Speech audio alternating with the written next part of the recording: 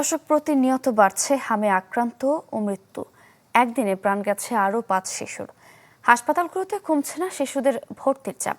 আমরা আরও খবর জানবো চাঁপাইনবাবগঞ্জ এবং ফরিদপুর থেকে যুক্ত হচ্ছেন আমাদের সহকর্মীরা। আমরা শুরুতেই চলে যাব আনোয়ার হোসেনের কাছে, তিনি চাঁপাইনবাবগঞ্জের খবর জানাবেন। আনোয়ার, জানাবেন সেখানকার কি পরিস্থিতি?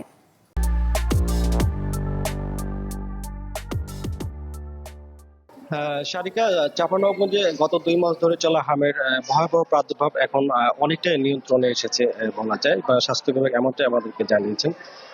যেখানে দেশের বিভিন্ন জেলায় এখনো বাড়ছে হামের সংক্রমণ, সেখানে পরিস্থিতির উন্নতি দেখা যাচ্ছে চাঁপাইনবাবগঞ্জ জেলায়।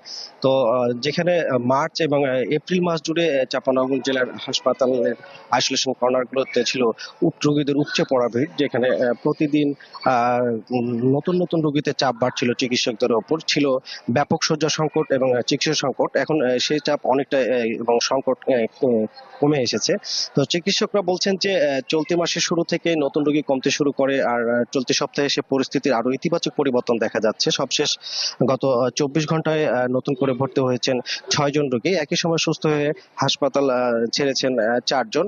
এছাড়া রেফার করা হয়েছে 2 জন রোগীকে। বর্তমান জেলা হাসপাতালের 2টি আইসোলেশন কর্নারে চিকিৎসাধীন রয়েছে 24 জন রোগী।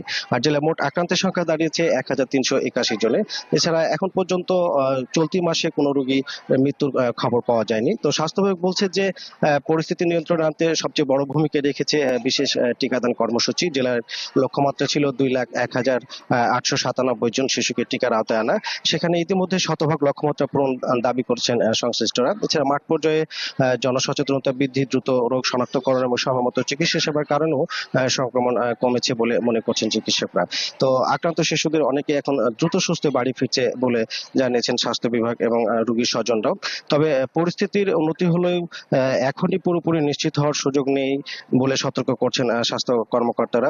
বিশেষ করে যেসব শিশু এখনো টিকার বাইরে রয়েছে তাদের নিয়মিত ইপিআই কার্যক্রমের আওতায় আনা হচ্ছে। পাশাপাশি অভিভাবকদের সচেতন থাকার আহ্বান জানানো হচ্ছে।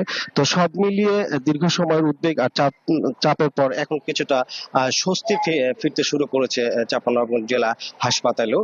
তো স্বাস্থ্য বিভাগের আশা যে নিয়মিত টিকাদান কর্মসূচি এবং সচেতন কার্যক্রম অব্যাহত থাকলে পুরো পরিস্থিতি খুব দ্রুতই স্বাভাবিক অবস্থায় ফিরে আসবে বলে মনে করছেন সংশ্লিষ্টরা। সারিকা, আনোয়ার, ধন্যবাদ আপনাকে। ফরিদপুরের খবর জানাতে আছেন সহকর্মী হাসানুজ্জামান। হাসান, হামের যে পরিস্থিতি গত 1 মাস ধরে আমরা দেখতে পাচ্ছি যে ফরিদপুরের সরকারি হাসপাতালগুলোতে একইভাবে রোগীর সংখ্যা বেড়ে চলেছে এবং গড়ে প্রতি দিনই আমরা দেখতে পাচ্ছি ফরিদপুর মেডিকেল কলেজ হাসপাতাল এবং ফরিদপুর জেনারেল হাসপাতাল, এই দুটি হাসপাতালে সবচেয়ে বেশি হামের রোগী থাকছে এবং সেখানে 100 থেকে 105-10 পর্যন্ত রোগী প্রতিদিনই অবস্থান করছে। আমরা গড়ে 40 থেকে 50 জন রোগী প্রতিদিনই ভর্তি হচ্ছে এবং আমরা শুধুমাত্র ফরিদপুরের রোগী দেখছি না, আমরা দেখছি যে মাগুরা, ঝিনাইদহ থেকে শুরু করে শরীয়তপুর, মাদারীপুর, রাজবাড়ী, গোপালগঞ্জ, আশেপাশের জেলাগুলো থেকেও প্রতিনিয়ত রোগী আসছে, যে কারণে মৃত্যুর যে সূচক সেটি কিন্তু বেড়েছে। গত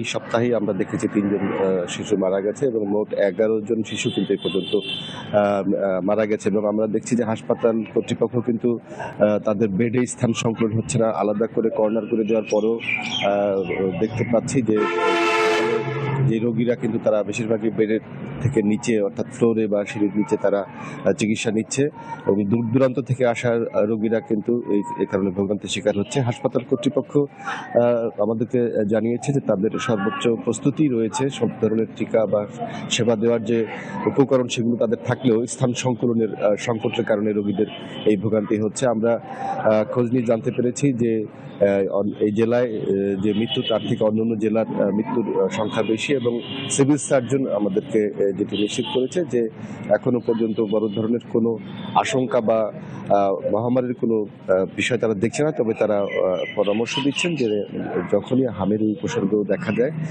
যত স্থান সংকুলনের অভাবই থাক বা সীমাবদ্ধতাই থাক, তারা সর্বোচ্চ চেষ্টা করে যাচ্ছে এই হাম পরিস্থিতি মোকাবেলা করার জন্য। সারিকা, হাসান, ধন্যবাদ আপনাকে। দর্শক, ফরিদপুর এবং চাঁপাইনবাবগঞ্জ থেকে আমরা হাম পরিস্থিতির খবর জানছিলাম।